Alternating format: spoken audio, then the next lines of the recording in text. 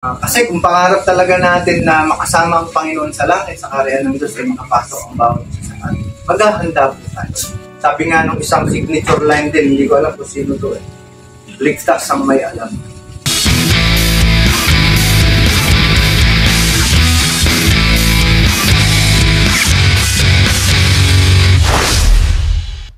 Nanay Gita, salamat po. Dahil ang iyong tahanan ay bukas na bukas para sa gawain po ng Panginoon. God bless you po at sa inyo rin pamilya. Alam niyo po, hindi niyo alam kung anong pwedeng ibalik na blessings ng Panginoon sa mga taong tumatanggap sa kanyang gawain. Kaya salamat po. Sana ipagpatuloy niyo po yan. Tuloy-tuloy niyo yung pagpapalang kami po. Okay, sa ating pong pagsisimula, meron po muna akong ilang mga tanong bago umpisahan po yung ating pag-aaral.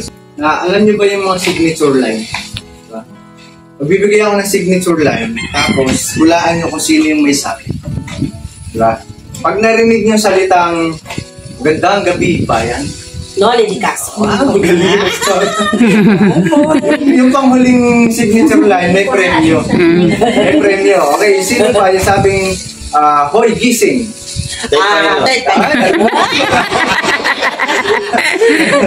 Ayun yung ano, "Excuse me po".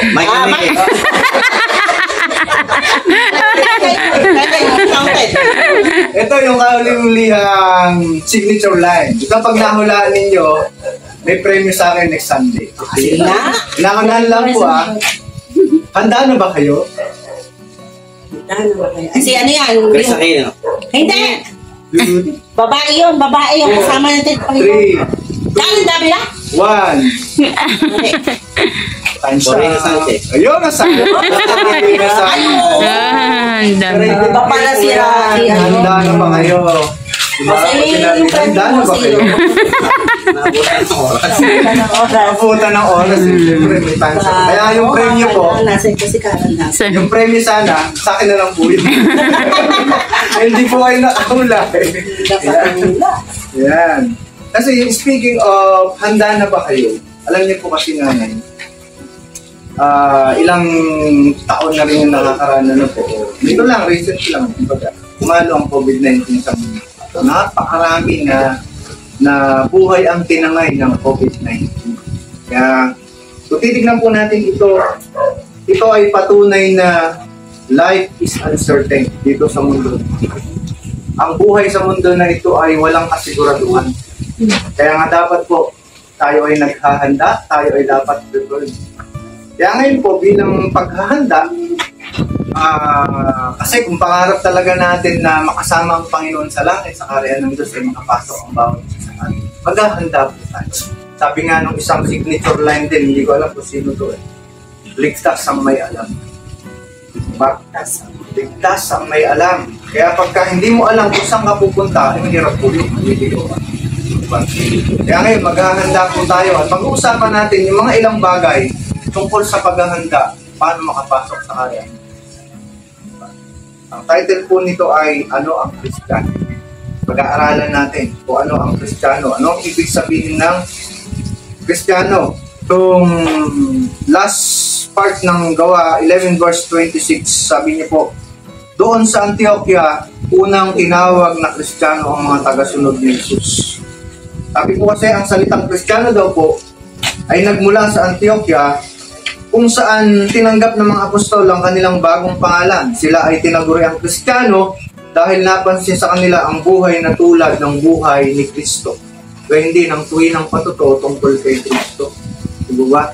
Yung sabi dun na buhay na tulad ng kay Kristo, diba? Kung titignan natin, siguro yung mga apostol na to, nakikita kung paano sila magpatawad, paano sila mamuhay ng puno ng pag-ibig sa kapwa, bubuting gawa, diba?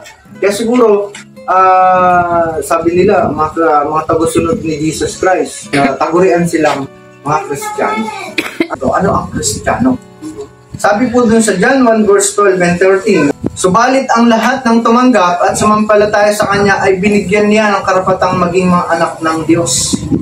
Sila nga ay naging anak ng Diyos Hindi dahil sa isinilang sila ayon sa kalikasan o sa kagustuhan o sa kagagawan ng tao, kundi ang pagiging anak nila ay dahil sa kalooban ng Diyos. Ang bagong kapanganakan. Pagka daw, ano ang ibig sabihin ng Kristiyano, nanay? Ang Kristiyano daw po ay isang taong ipinanganak ng muli. Siguro bago sa pandinig po ninyo yung salitang ipinanganak ng muli. Ang ibig po sabihin ng ipinanganak ng muli, alam niyo po, nanay, kasi kahit buhay ang isang tao, nakikita mo siya na naglalakad sa kalsada, ang kanyang relasyon sa Panginoon ay putol. Wala siyang koneksyon sa Panginoon, kumbaga, dahil sa kasalanan.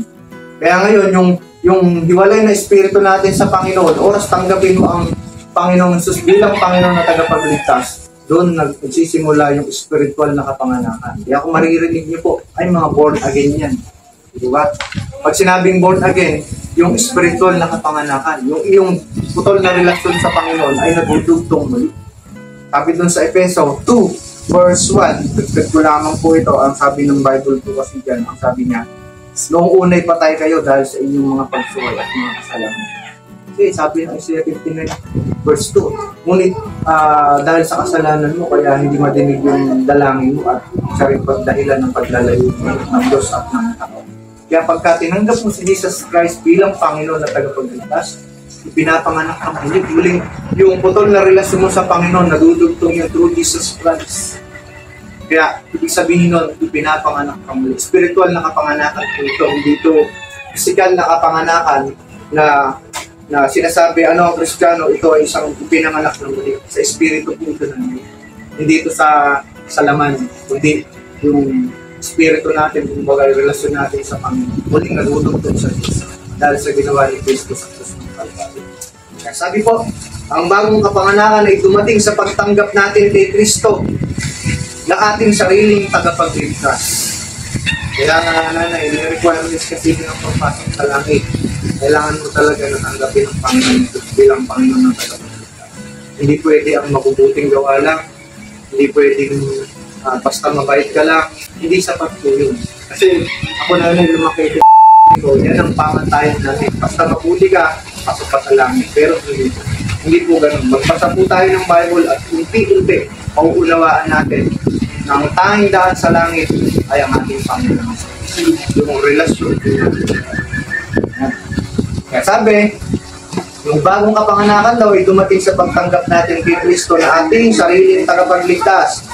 Ito ay spiritual na kapanganakan. Ngunit tulad ng kapanganakan sa laman ay may isang tiyak na panahon at dako. Kung tayo ay pinanganak sa angka ng Diyos, tayo ay mga Kristiyano. Doon yung unang pagpapaliwanag. Ano ang Kristiyano? Ang Kristiyano po ay isang taong ipinanganak na muli.